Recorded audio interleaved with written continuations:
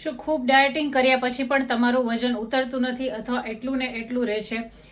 ખાસ કરીને ફિમેલ્સ કે જે તેની પોસ્ટ મેનોપોઝલ એજમાં છે, તો તમને ઇન્સ્યુલિન રેઝિસ્ટન્સ હોઈ શકે છે.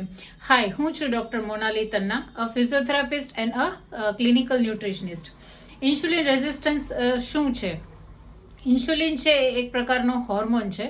કોઈ પણ વસ્તુ જ્યારે ફૂડ પાર્ટિકલ આપણે એને લઈએ છીએ ત્યારે બ્લડમાં ગ્લુકોઝનું લેવલ વધે છે અને ઇન્સ્યુલિન દ્વારા એ ગ્લુકોઝ બ્લડમાંથી આપણા સેલ એટલે કે કોષો સુધી પહોંચે છે.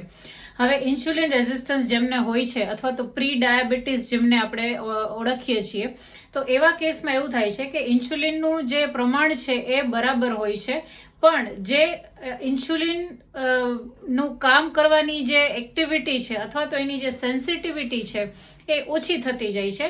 એટલે થાય છે એવું કે બ્લડમાં ગ્લુકોઝનું લેવલ છે એ વધી જાય છે અને એ ગ્લુકોઝ છે એ આપણા સેલ સુધી પહોંચતું નથી. એટલે થાય છે એવું કે ઇન્સ્યુલિન તો પ્રોપર માત્રામાં સિક્રેટ થાય છે, ઝરે છે, પણ એનું જે કામ છે એ પ્રોપર વેમાં થતું નથી.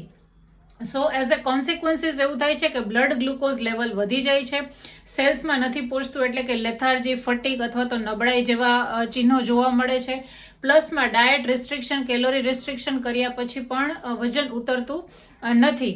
તો આવા કેસમાં શું કરવું જોઈએ? સૌથી પહેલું કે જે વસ્તુઓનો ગ્લાયસેમિક ઇન્ડેક્સ ઓછો છે એવી વસ્તુઓ કન્ઝ્યુમ કરવી જોઈએ કે જેથી કરીને બ્લડમાં ગ્લુકોઝનું લેવલ ઓછું ઝડપથી વધારો થાય.